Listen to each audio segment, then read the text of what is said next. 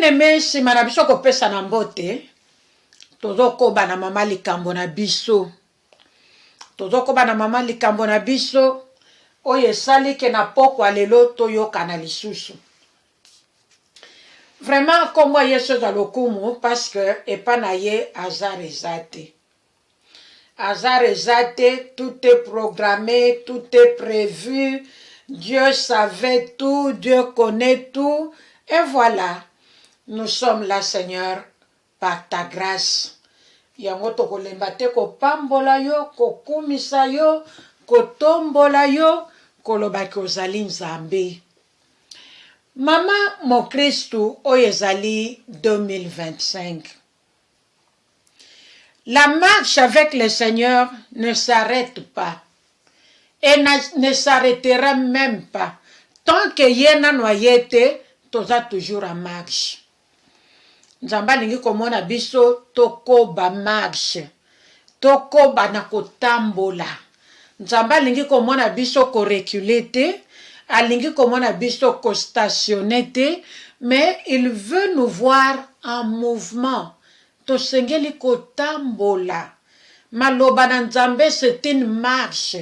Tango tozo yo kango, esengeli to avancer.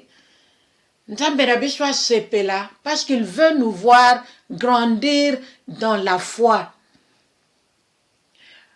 Mbula oyo tozana ne bandeli na yango. Aujourd'hui nous sommes à notre 11e jour de l'an 2025. Ça veut dire que nous venons de passer seulement 10 jours parce que le lot tozana na 11e jour. Nous n'avons même pas encore terminé le 11e jour ou alors la 11e journée de l'an 2025. La marche continue. Tant que le Seigneur n'est pas encore de retour, nous devons marcher. Bible ezotalisa biso ke liloba na Nzambe ezali bilei ya molimo. De la même manière, soki tomeli mai, tolie lipa, tolie kwanga, bamokili balobi esengeli to bouger, esengeli to sala mouvement. Pona koyeba koluka digestion ya malamu pour que nzoto pe ezala na épanouissement ya malamu. De la même manière, Bible lobi na biso ke liloba na Nzambe ezali nourriture spirituelle, bilei ya molimo. Soki pe toyoki yango, esengeli to mettre yango en pratique, to sala mouvement kolandisama na ndenge makomi eyebisi biso to ezali koyebisa biso. Pour que to sala constipation te, pour que mafuta etonda biso na nzoto te, mais tozala en bonne santé. Ndenge tata ye moko alobi que je souhaite que vous soyez prospères à tous égards, comme espère l'état de vos âmes. Je souhaite que vous soyez bien portants. Nzamba linga mona biso en très bonne santé. Ndenge ba âme na biso ezali. Alors, pour nous kozala na bonne santé, ceux qui toyoki maloba na Nzambe, ceux qui tolie maloba ya molimo, esengeli to tiango na musala, to pratique ango. De peur que to ya kozwa problème ya ba santé. Et kozala nango malamu te, de peur que to la peut constiper. Nous devons bouger. Lorsque nous apprenons quelque chose, ba maman, nous devons bouger, nous devons mettre en pratique ce que nous apprenons, ce qu'on nous apprend selon la parole de Dieu. Nzamba koyeba kozwa plaisir pe akoyeba s'occuper na biso. Lelo tolobi que tozali wana la marche continue. Mais sepelisi motema na Nzambe na yo ki posa na motema na ngai. Nafandaki nazo tuna Nzambe nazo bondela Nzambe 2025 yangoyo.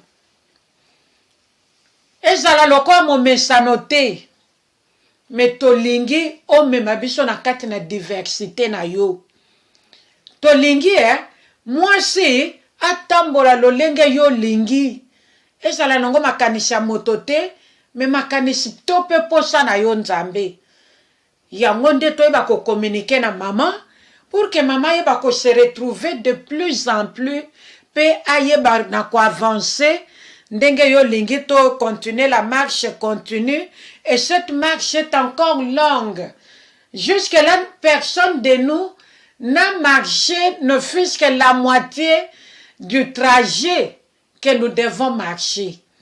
C'est comme si nous venons de commencer la marche aujourd'hui, parce qu'elle est encore longue. Nzambalola mona yo mama, oyo zali na kati ya marche pe na kati na persévérance. Alors na yokaki Nzambe kolobela ngai. Je vous dis la vérité. Nzamba lobeli ngai apesi nga sujet lobi ma décision. Ma décision. Décision na ngai. Ça veut dire que sengelinga moko na décider. Ça veut dire que sengelinga moko nazwa résolution ya kolanda Nzambe, ya kotambola yenge bene. Ndenge papa na biso Crispin de Paul azalaki na momesa na koyebisa biso kotambola yenge bene. Ça veut dire que kozala conforme à la parole de Dieu. Que son âme repose en paix. Papa ya sala biso bolamu ebele, ayoka Nzambe, atoshi mongongo Nzambe, lelo atikeli biso richesse munene. Radio Pain du Soir. Là où nous apprenons des choses que personne de nous ne peut apprendre par elle-même, mais par la grâce de Dieu, poussé par le Saint-Esprit, nous amenons les ainsi parle le Seigneur pour édifier le peuple de Dieu dans le monde entier, là où la radio Pain du Soir est captée. Que le nom de Dieu soit loué. Ma décision. Oye zambula ya décision mama. Oye zalimbula ya décision. Oye zambula ya kolanda Yesu kiyendi te. Balobi aza na gauche yo wana. Balobi aza na droite yo wana. Balobi aza na arrière yo wana. Balobi aza liboso yo wana. Non. Ma décision vis-à-vis Nzambe. Parce que le Seigneur se révèle. Il se laisse voir. Il nous parle en songe, en vision, au travers de ses serviteurs, de ses servantes. Nandenge Monsieur Zole Kaboye, ce n'est pas Maman Mokristo, ni Maman Marie-Rose, mais c'est Dieu lui-même qui parle au travers de moi et qui fait de moi un simple instrument, un simple canal. Oyo ye moko abongisi pona koyeba kolobela mwasi moko na pokwa lelo. Pourquoi mwasi moko? C'est parce que la vie chrétienne n'est pas une vie de masse, mais la vie à moto ye moko. Moto ye moko a joué décision, alobi je mets fin na vie nanga ya mokili. Ya kotambwisa vie nanga ndenge nga moko na sepeli, ndenge nga moko na moneli. Mais maintenant, esengeli na landa Yesu. Esengeli na pesa vie nanga na Yesu. Esengeli na linga mwana mobali oyo na kombo ya Yesu. Yende na mona za final, pona ngai, pona couple nanga, pona libota nanga, pona libala na ngai, pona nyonso ya ngai. Nzambe nde final. Toye kolobela sur ma décision. C'est vraiment poussé par le Saint-Esprit que nous partageons sur ces grands thèmes que le Seigneur nous a donnés. Nous ne savons pas combien de temps ça peut durer, combien de temps, combien il va nous conduire. Moi, je ne sais pas, mais je me suis laissé seulement conduire par le Saint-Esprit. Pardon. Lui qui connaît les désirs de la femme et qui connaît les désirs de la maman. Ma décision. nazwi ekateli. Ekateli nanga voilà. Ekateli nanga. Ma décision personnelle. Nalanda Yesu. Nazwi ekateli nanga moko. Nalanda Yesu. Nalanda fumwa longo. Nalanda l'unique juge de ma vie. Nalanda l'unique maître de ma vie. Je n'ai que lui. Je n'ai pas quelqu'un d'autre. Mais je n'ai que lui. Ye kaka ngana talela. Ye kaka na yokela. Ye kaka na obéir. Ye kaka na linga. Ye kaka na tosa. Aza kaka ye moko. Ma décision. Décision ya kosala. Oyo eza posa na Nzambe. Décision ya kosala. Oyo eza bolingo ya Nzambe. Ce n'est plus le temps de tâtonner. Ya kosimba gauche, ya kosimba droite. Ezali tozali suna temps ya murmure te.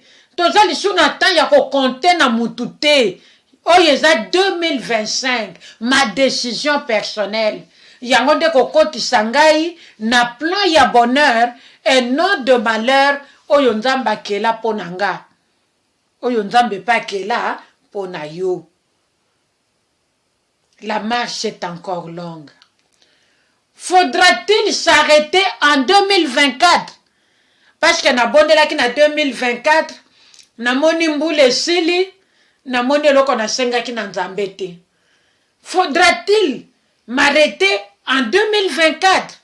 Moi je te dirais non ma sœur. La marche est encore longue. O sengaki. Mais sengeli to se soumettre na volonté ya Nzambe. Nous vivons la volonté de Dieu et non la nôtre. Nous devons être patientes. Nous devons être persévérantes. Nous devons tolérer la volonté de Dieu et kokisama na tango Nzambe parce que yango nde tango malamu. Nzambe ayaka na retard te, ayaka na avance pété, mais ayaka na moment favorable parce qu'ayebi biso malamu. Alingi biso pe mingi koleka biso moko. Bolingo Nzambe pona biso eleki memi bolingo ya baboto babota biso. Bazala na vie tote, mais toyeba que Dieu nous aime plus que tout. Na moment favorable. Oyo ye moko a choisir ayaka ko visiter ba oyo ya ye. Tolobi tozu ekateli. 2025 année ya décision. Ya kolanda Nzambe pas à pas. Ya koluka Nzambe de tout mon être. Ya koluka Nzambe na lolenge na kokeli. Nazaka molimo santo sungangai. Molimo santo sunganga. Natikala ya kolemba te. Natikala na nzela te. Mais tokende. Nayebi ke mama Charlotte aza déjà en avant. Nayebi ke mama Christ aza déjà wana. Nayebi ke mama Katia aza déjà wana. Nayebi ke mama Elisa aza déjà wana. Nayebi ke mama Maxi aza déjà wana. Nayebi ke mama Badina aza déjà wana. Nayebi ke mama Mireille aza déjà wana. Nayebi ke mama Joséphine aza déjà wana. Mama, tito zotanga bakombo ezali po yeba ke na kati ya marche toza biso moko te. Toza ebele, ebele. Toute une foule de femmes, toute une foule de mamans. Oyo bazwi décision ke na 2025. Oyo likamususu. Na yoka une expression na tango ba parents nanga bazaki koroba balobi. Bango ba yokaka expression bazo yebisa pe bango balobi. Tango likambo ekomi ke ekomi penza ya ke décision ya ngoyo naza déterminé ya kosala licence na simba diplôme nanga ya licencié. Il y a une expression bazaki koloba balobi lelo nde to tango ekoki oyo mwana musala na mundele bakufaki bakomi kowela nani patron. Mwana musala lobi j'ai assez travaillé pour toi. Je t'ai rendu service pendant longtemps. Yonde mundele, nga africaine, nga africaine. Na lambela yo, na bongiselo ndaku, na chokolelo na ba sous-vêtements, na nikela yo na toilette. Mais tant ekoki, nga yipe, na koma licencié, nga pe na zo titre académique, nga pe na zo musala ya valeur, pour que na la paix considérer, malgré couleur nanga ya nzoto. C'est comme ça, ba maman. Nous devons nous décider.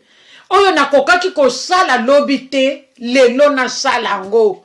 Parce que nazanga mokote, nazana bandeko nanga de gauche à droite. Et le Seigneur Jésus qui nous a appelés, qui nous a créés femmes, est toujours devant. Pour que tolanda ye, tolanda nzela ya Yesu atambolaki. Tolanda nzela Yesu alekelaki. Pour que biso peto longa. Yesu alukaki raccourcité. Makendeki na nzela oyo kesengelaki aleka. Malgré banzube, malgré banzete, malgré, mais Yesu akendeki na nzela oyo ba présentaki. Ti akoma kipe. Akokisi pe mission oyo tata tindelaki ye awanasi. Lelo mabolongo nyonso zo fuka maliboso na Nzambe, pe minoko nyonso zo tatola liboso na Nzambe, que Yesu azali Nzambe, azali tout puissant. Ma décision.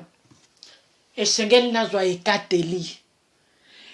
Nakotanga kaka bobele verset moko. Na livre ya Corinthiens, Romains, wow, Corinthiens bimindenge nini. Na komia wa très bien Romains, mais nazotanga Corinthiens. Dans na livre ya Romains, na chapitre 13, na verset nango 8. Na zongeli pona yo mtokomaka.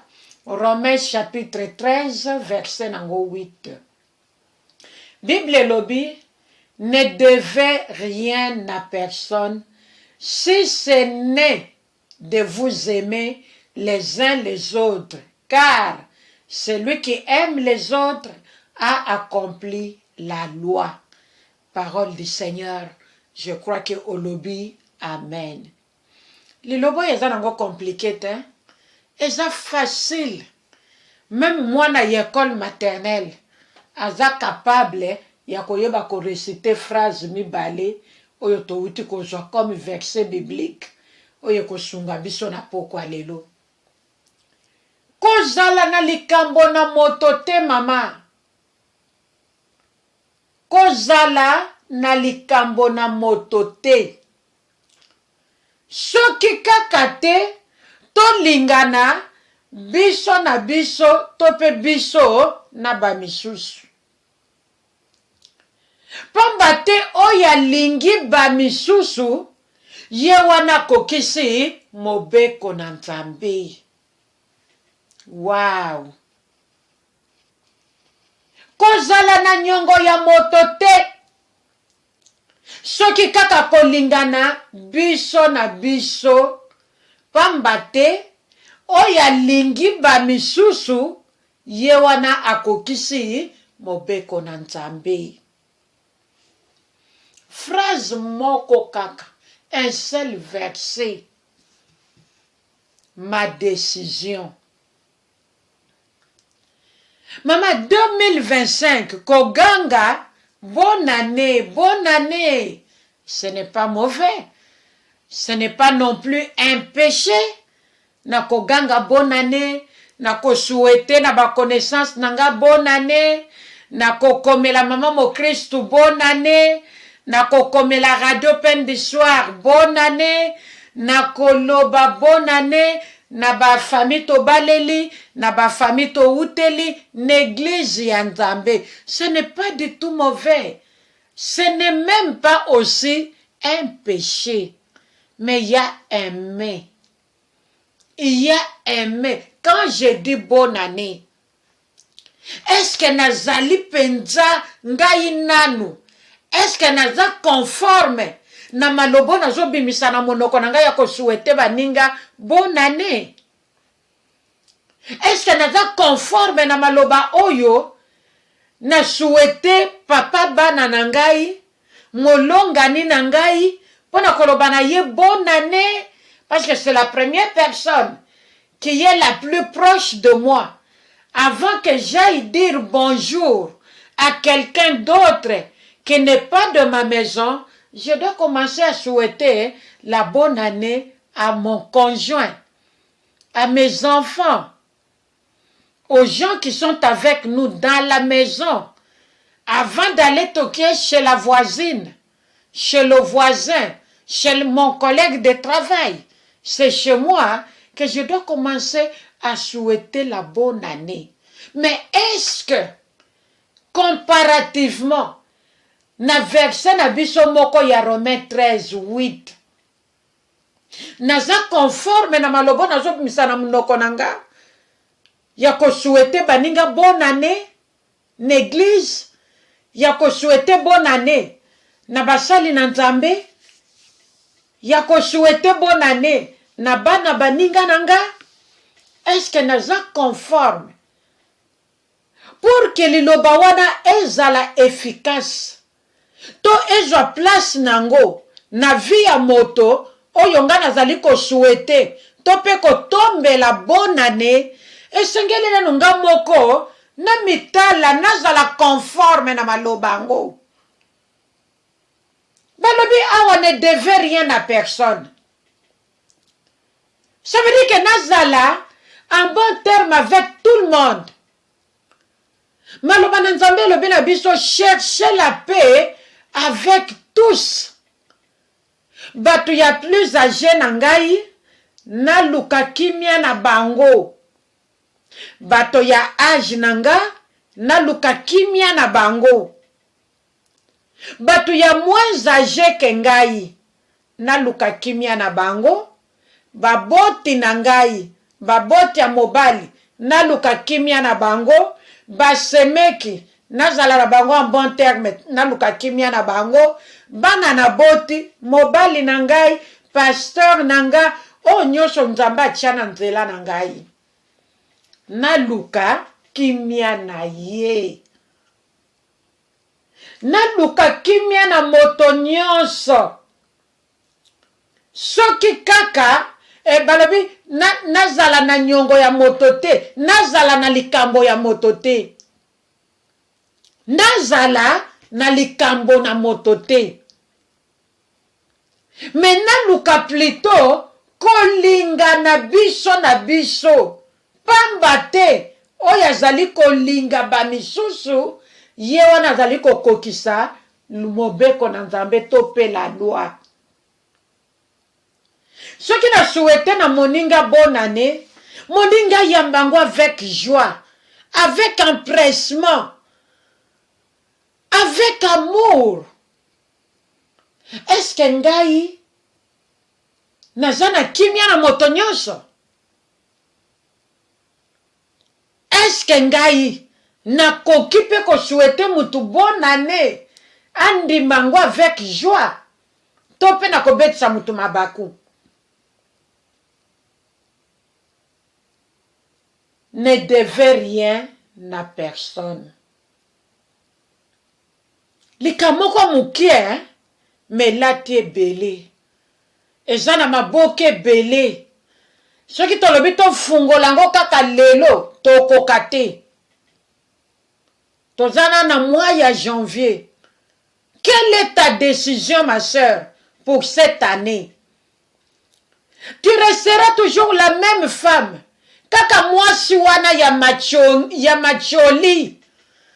Kaka mwasi wana olingaka moninga joate. Olinga moninga tombwa mate. Soki Nzambe tomboli moninga yo moteme vimbi. Soki Nzambe asali voisine malamu. Yo tomboki pona nini. Elambana ya lati e obongisa ndenga. Talanga ba parti. Yazana ba parti te. Esimbi ete. Yango na ndako ne ba yebisi ete. Ma sœur. Esengeli na yozwa décision. Munoko kako yekumiselaka Nzambe. Nde telemaka ezofinga. Ezotonga. Ezoyina. makanisi ya malamu te. Avant que totoke mosika, même mobile na yo ezalaka na code. Oza na cuisine, oso finaki code kala. Akoyeba code nanga te. Me yebisanga nanu, ki mwasi mo Kristo na yo, eza wapi. Yebisanga nanu, okozala une bonne ménagère, na modèle nini mama. Okozala une bonne femme, une bonne épouse, na ndenge nini. Na tango yozo zanga même confiance, na mobalo ya bali yo. Oza na salle de bain, to oza na chambre. To oza na chambre bana, otiki mobile likola mesa, me oche code. Code wana eza code secret. Papa bana na yo, mobile na yo, ayebaka code ya mobile na yo te. Nga makamu nazalaka nango, peut-être bon mwana nga bizarre. Eloko wana ya code na mobile na ngai, etikala koyela nga te. Mena yoka kango na musala nzambe. Tango naza na service, ezala na telefone, ezala naza quelque part invité, tango na suka wana toto mesana na biso na bandeko yango, okoyoka masolo, okoyoka nga masolo boye, echaka nga makelele na yoka ka mutu ezimbi. Tango mama zoyebisanga ke na mobile nanga na tia code. Opose ye question code wana chaka ngo poda nini. Po bana basimba te ou bien nini. Po bana no bazana mike. Bana no pe bakola bazana bango na tina mobile no te bazaka na muto ta mobile na yet. Pourquoi? Mama wana oyebi ba question boye. Na soni esali kende ko mwasi azumu chacha na nzoto. Ako banda ko chama nzaka na place oyo ko yiko chama nzaka te. Muchacha penza abiniko koseka ya bana buda na balabala. Pourquoi ma sœur? Moi si mon Christ sengeli na yezala une femme transparente. Na monoko na yezobi ma sagesse ya nzambe. Na maloba na yezobi ma moto. Poussée par le Saint-Esprit, elle parle de la part de Dieu. Oyezo bimakuna, ezo simba mitema ya batu. Pour que les non-convertis se convertissent. La moisson est grande, mais il y a peu d'ouvriers.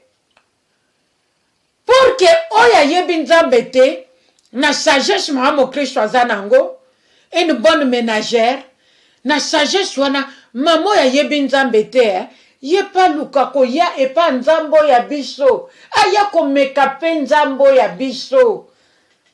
Même avant soki ndenge nini. Mais aya komeka nanu nzambo ya biso. Ko ya komeka ko. Mutu soki aya komeka. Akotika la ma sœur. Aozonga kota utakite. Parce qu'ako découvrir vérité. Omo kileko yi kota lisayete. Nous parlons ici de la décision. 2024 est derrière nos dos. Nous devons oublier, c'est déjà passé. Bamokeli balobi, maye chola kekenda kaliboso, ezonga kana simate. Ata fleuve tondi, ata lac tondi, ata source tondi. Ma soeur, ceux qui n'ont viva expérience wanate, je te conseillerais, ya olekana fleuve. To kalamu moko ya mukie telemaka kotala etonda te moko muna maye kendaka liboso jamais mai wana ebanda kozonga ekende ezonga na sima kote uti soki sali débordement nde oyokaka ke bato baza pembeni ya ebale mai ekoteli bango na bandako parce qu'il y a eu débordement, il y a source, il y a kalamu, il y a lac et que sais-je encore. C'est pourquoi lorsque nous construisons, nous devons voir, nous devons regarder. Nazo somba terrain. Et ce terrain replace nazo somba. Et ça pembe na kalamu. Ce que ça pembe na kalamu, ma sœur. Tika kende ko luka kote mususu. Ce que ça pembe ni ya fleuve. Éloigne-toi du fleuve. Ce que ça pembe ni ya lac. éloigne-toi du lac. Luka place oyoke atambula, ata débordement ya fleuve Salemi, yo kozala na yo exempté. Okozala na problème mon côté, ma décision. Ngande naza boye bien aimé, na zui décision, hein, de ne rien devoir à personne. Ce qui na 2024, nazalaki na problème na bato. Na luka bato wana to bongisa. Nous sommes encore au mois de janvier. Comme nous venons de le dire, c'est encore le 11e jour du mois de janvier 2025. Maman, soki ezalaki na moto, oyo yo yokanaki na yete na 2024, ma soeur, le Seigneur te donne encore l'opportunité. Parce que makambo tozolobela sur ma décision, na yango nanu na angle mibale. Angle ya liboso, na lingi kolobelango na domaine spirituel. Na ndenge ya molimo. Nzamba lobi ne devait rien à personne. Kozala na problème na mutute. Mais awa tozana na domaine spirituel, na lobi to lukana nunga na lobi ngai mama Rose, na lobi boye. Nengo benga anga mama Kristu, kombo kitoko kombo lokumu. Na lobi ngai mbulo yo na zui décision ya kozala na problème na mutute. Ça veut dire que na zui décision ya koluka kimia na moto nyonso. Et si kana betisaki mabaku année passée. Et si kana lukaki na betisaki batu mitu année passée. Et si ka na sepelaki nesengo ya motote nyonso wana ezala sima mokongo na ngai. Lelo na luka réconciliation. Tozana kati ya décision nazwa décision ya koluka réconciliation. Kobongisa, koluka entente, koluka boyokani, la main dans la main, toyeba kotambola nzela moko. Parce que la marche chrétienne, eza nango facilité, hein?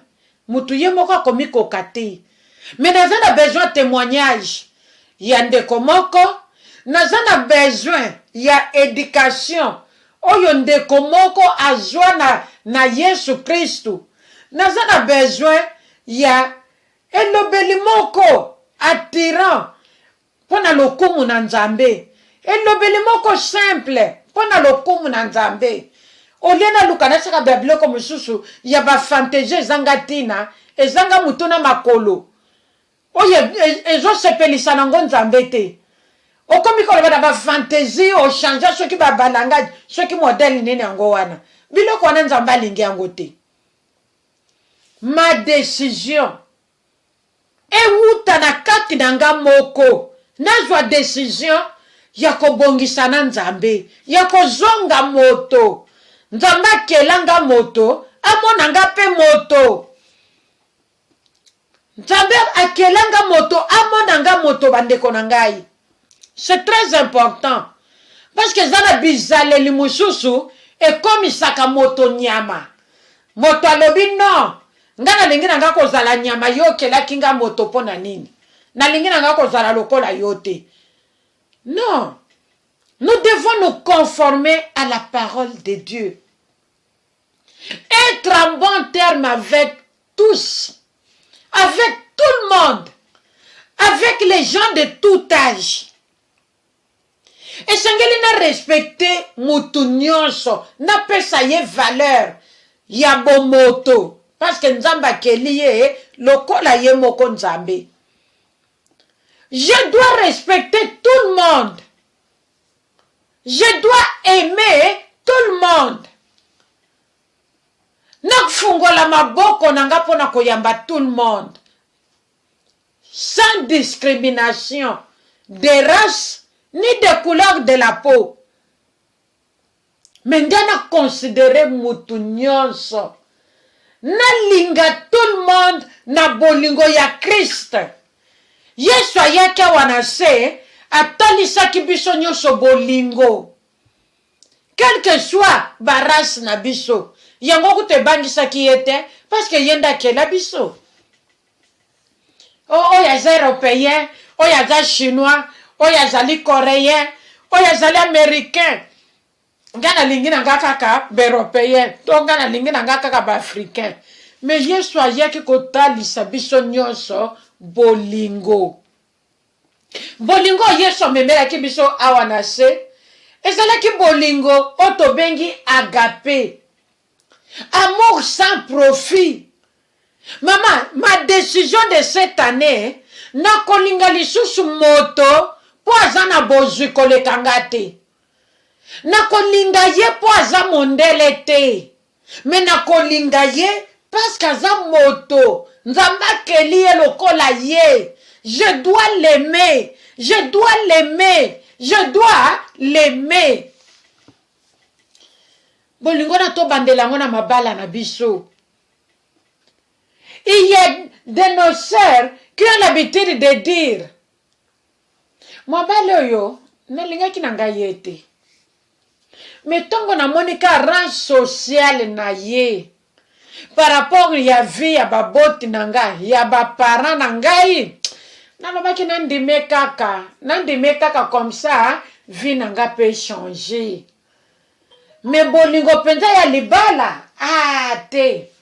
Yete ngana linga kiko linga.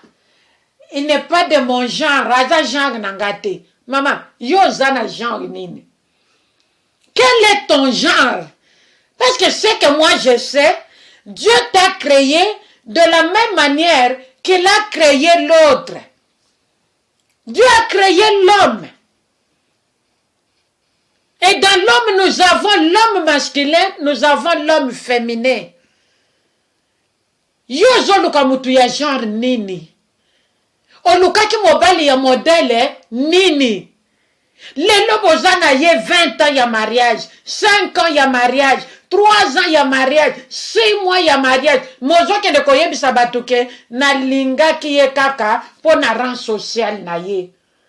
Yango neza nanga pasi na mwana akutuleka s'approchaka na ngai po na kuambrasenga na mwana kango kele na tindi kake kaka. D'ailleurs lokola komi koloba yango na komi kotika. Hey, ma sœur. Nous parlons de ma décision. Kaka ndengo ndimaki ye wana. Banda ko bondela Nzambe. Oyo eza 2025. Nzambe pesanga bolingo ya mobali nanga. Banda ko yebisa batu ke c'est mon mari. Banda ko yebisa batu ke c'est ton mari. Ce n'est pas un ami, mais c'est mon mari. Il m'a doté, il a fait de moi ce que je suis aujourd'hui. C'est mon homme. Banda ko présenter Yanabatu.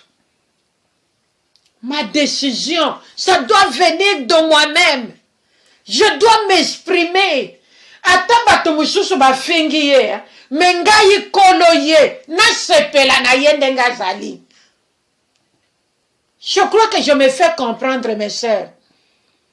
Ata bato mususu ba lobi ke mwana mobali wana azana litoyi moko. Bakata ki litoyi mosusu tango azalaki mwana.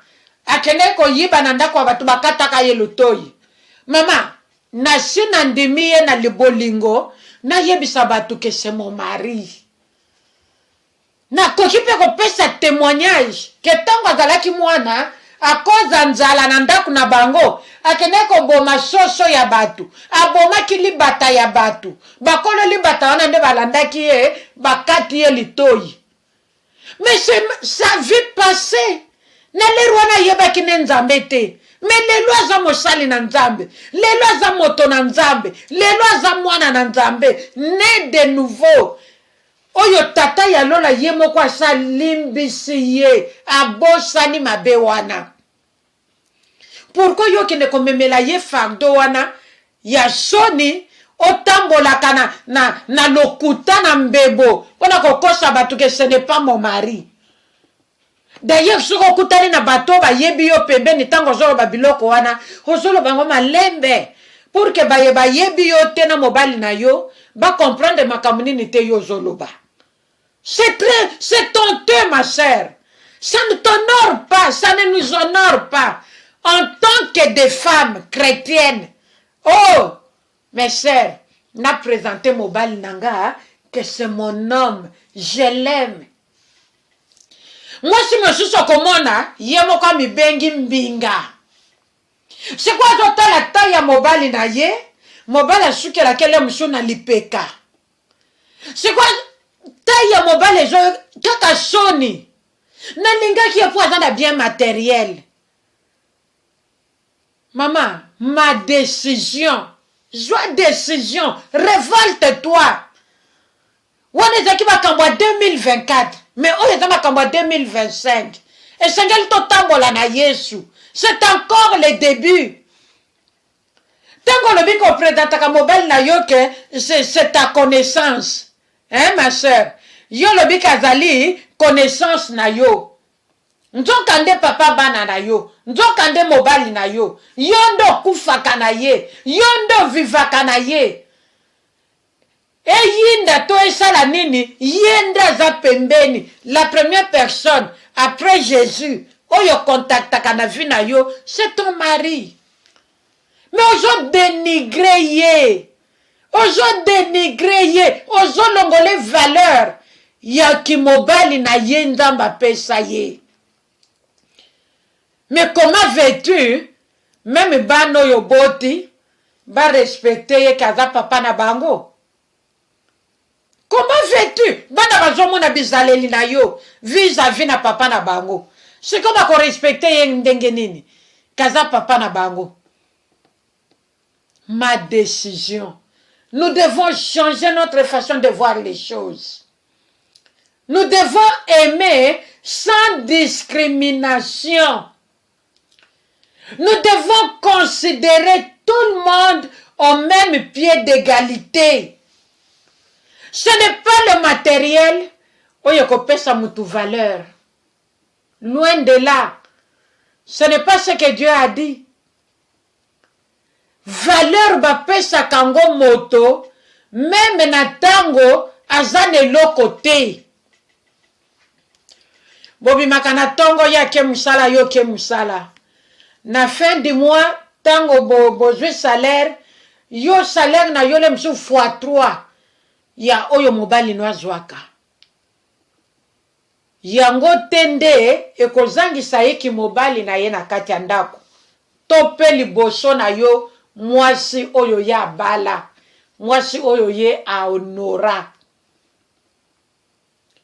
Nous devons considérer tout le monde et prendre tout le monde au même pied d'égalité. C'est mon mari, je l'aime.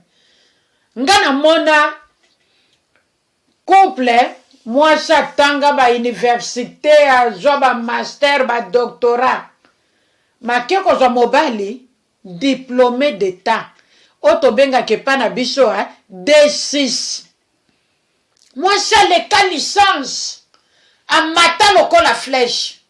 Makeko linga mobali na benga yo kutunini boyoki na vande na nukimia. Mais soko koti na ndaku ya couple wana. Soki bango moko ba peso témoignage na bango te, okotika la koyeba te. Moi ça ba fonction ya likolo koleka mobali.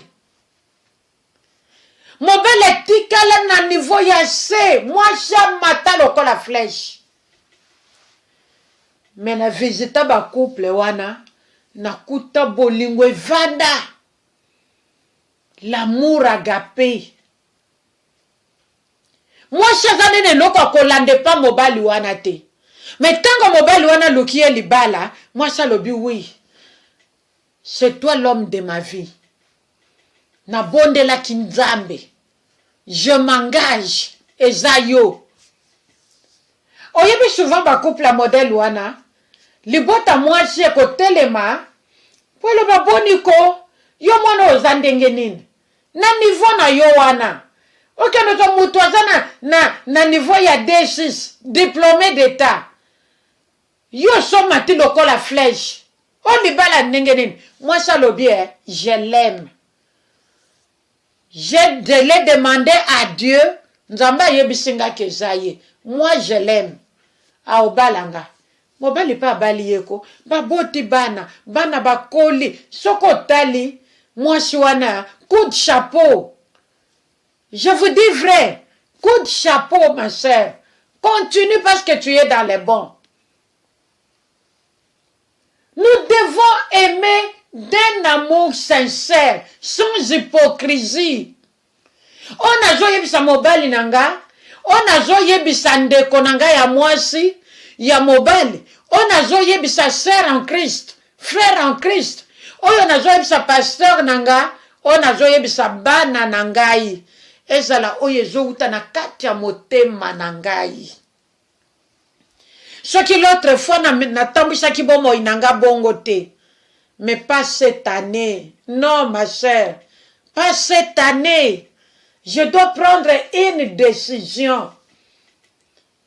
Jésus-Christ nous dit qu'il viendra comme un voleur. Et la Bible va encore plus loin pour nous dire ceci. Jésus-Christ reviendra chercher son église. Mais, lui-même le Christ, c'est Jésus qui parle, hein? Lui-même le Christ ne connaît ni le jour ni l'heure de son avènement. Tout ce qu'il sait, il reviendra chercher son église. Son église, c'est toi, son église, c'est moi. Son église, c'est nous qui croyons en son nom. Qu'il est un Dieu puissant et vivant, qu'il est un Dieu réel. Il y a aimé, il sait qu'il reviendra, mais l'heure et le jour, lui ne connaît pas, si ce n'est que son Père. Tel secret munene, oh Yesu Masia a révélé biso bato, a révélé biso bana na ye. Oye koki ko sala biso somo. Oye koki ko bandisa biso na kati ya marche chrétienne na biso ya tous les jours. Ce qui est Nzambe, Yesu, ayebi mokolo te, ayebi ngonga ya koyate. Kaka tata ye moko. Ça veut dire que nous devons nous préparer en conséquence. Nous devons avoir peur de Dieu. Tobanga Nzambe. Bande konanga tobanga Nzambe. Mbula oyo zala mbula ya décision mama mo Kristu. Oyo nakokaki kosala lobi te, me lelo na mitika na maboko ya Nzambe Molimo Santu. Oh Yesu atikeli biso. Oyo atindeli biso. Oyo akozala na biso kino na suka molongo. To se confia na Molimo Santu. Moninga malamu. Oyo akopesa biso connaissance ya maloba na Nzambe. Pe biso to se soumettre na volonté ya Nzambe. Pour que to yeba kozwa décision. Et le bibande kona biso ba swahili. Leo ndio leo. Leo ndio leo. Lelo nde lelo. Nazela lobite. Lobi eza ya Nzambe. Yanga eza lelo. Ndenge balobezo bimaboye. Ndenge nazo toka boye na kosalela Nzambe. C'est aujourd'hui ma sœur. Ce n'est pas demain. Nzambe bazelisaka yete. Tango malobezo bima, ngana zwa décision. Tango malobezo kwa ya boye, ngana zwa décision. Na telema, na yeba kosalela Nzambe. Na kati na décision na ngai, na yeba ko encourager une amie, une maman ou encore une sœur à faire du bien. Tango moninga zo sala mabe, na zolena pona ko encourager ye. C'est bon. Avance encore dans l'eau profonde. Avance encore. Tu es sur le droit chemin. Salango lisusu. Salango lisusu. Tango moninga zali ko kende, ko soutenir musala na nzambe na komema une offrande na koyeba kosomba ban kosomba une chaise na église kobakisa pona bana na nzambe bavandaka parce que na remarqué que bandeko batelemaka le dimanche yo après qu'il te poussani yango yo lakisaka nini yango olakisaka nini yango mabonza nyonso na pasteur azwaka omona mwasi nene ngalataka te omona bana na bango nde baza te tala mutuka baza nango bango bazotambola na mutuka euti na usine ngana yo toza na mituka ya occasion bino bato miso na comprendaka bino te mama prends une décision mama ya munoko na yo ebimisaka bénédiction epambola nzambe esoutenir bandeko o baza motema malamu mpona kosalela nzambe na nzela ya baoffrande na bango na nzela ya basacrifice na bango bazosala mpona kotia bana na nzambe à l'aise na kati na temple moninga asombi micro moninga asombi bafle moninga asombi soki saki ya loso ekende na ndako ya paster togangi bonane ata mbala moko na suka mbula okosomba saki ya loso te omema mpe na radio mpe ndisware ke radio esungi nga okosomba mpe koka te mama kristo mama kristo avandaka wapi o mama oyo ateyinga mbula mobimba nazwi libala na nzela mama oyo mama oyo azongiseli ngai contact na mobali na nga tovandaki kulutu na leki tozalaki lisu na boyokani te navandelaki bana me kolanda ye chaque samedi lelo libala nange eza renouvele maka te mama kristo azalaka wapi o nalingi natindela ata koka pamba est-ce eza lisumu ce n'est pas du tout un péché. Nous encourager les uns les autres lorsque nous faisons du bien. Ne venons pas à nous décourager, mais toyeba ko s'encourager. Nzamba zo sepela na yango. Esengeli nazwa décision ya ko encourager ndeko na ngai na tango zo sala malamu. Nazwa décision ya ko zala un modèle pour les autres. Nazala un modèle pour les autres. Bamiso batalinga. Peut-être na te yete. Peut-être na nukutu na s'approcha na yete. Ya mona kanga. Aye binga. Ayoka pele misusu témoignage nangai. Mais na continuer na kozala modèle. Pour être modèle, et sengel na tosha maloba na nzambe. Pour que neta la conforme na pensée ya nzambe, na volonté ya nzambe, c'est alors na kozala un modèle à suivre pour les autres. Nazwa décision ya kozala une bonne conseillère morale pour les couples, pour les femmes, pour les jeunes filles oyo basi ba atteindre âge ya mariage. Ndenge toloba na peine du soir, mariage ezalaka pona bana mikete. Oh abalika na 18 ans, yazalaki déjà na 25 ans. Mais ça âge malamu ya libala no yaya. Soko ndemi ko bala na 18 ans. Ça veut dire que Monique soko ki. Mobala ya yebiso qu'il a 25 ans. Lelo balié. Kende na ndako libala, comporte-toi comme une femme. Ne va pas dans le mariage okende ko se comporter comme une petite fille. Non, ça ne va pas t'honorer. Ça ne va pas t'honorer, je te le dis. Batu bakomono ridicule. Batu bako juger yo mabe. Engage-toi lorsque tu te sens responsable. Même à 30 ans. Avant 30 ans, ce qui n'est pas mimoni responsable était. Ça veut dire que tu n'es pas en mesure. Il y a que jouer rôle na yo en tant que moi si. Penena moi na mobile ya batu. Mobile à 25 ans mukolote. Mobile à 30 ans zape mukolote. Ce qui a balayé déjà lelo na vingtaine d'années. Ce n'est pas digne de toi. Sois une bonne conseillère morale. Salela âge ba maman. On a za mwana muke abalaka te, mwana muke akendaka libala te. Ce n'est plus l'époque de nos parents là où on mariait leurs filles na 11 ans, 12 ans, 13 ans. Ba yebisi mwana koke pa noko. Azaka nena bitida kokende esika mobali avandaka. c'est ton oncle. Kende vacances c'est pas noko. Lera kozonga noko asombeli ye robe. Tanga kende azongi noko asombeli ye lipapa. Suka suka ake libela noko abimina ye ekomi libala. Ba parents ba yebaki les deux côtés. Nous ne sommes plus à l'époque contemporaine. Non, maintenant nous vivons l'époque moderne. Là où la femme a un mot à dire. Ceux qui n'ont lobby oui, et ça oui. Ceux qui n'ont lobby pas non, et ça non. Moutako fonctionne zate. Kokende libala ki yendi te. Okende kuna okende sala makamwa soni. Prends une décision aujourd'hui. Peut-être aux Olanda biso, aux a déjà na mobali, a cheyo déjà miso. Luka otala, luka nzambe, bondela. Eza yetu, eza yete. Ndeko mobali yope bondela. Balakisi yo mwasi, elle est belle, je l'aime. Couleur na lingaka yangwana. Bois noir. Tika. Oh, ngana lingaka mwasi boy. Metisi kakat. Mama, papa, mama, boko tarano mabondeli bobondela.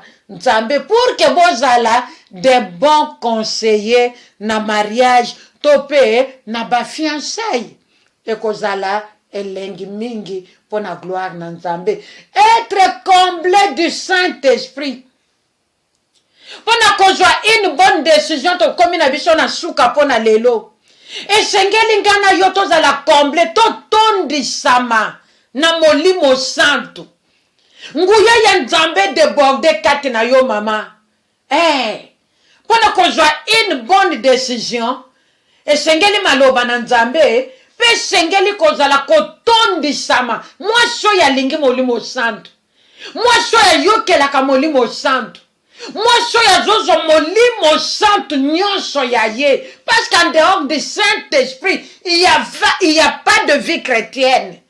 Nous parlons de la vie chrétienne lorsque nous sommes en intimité.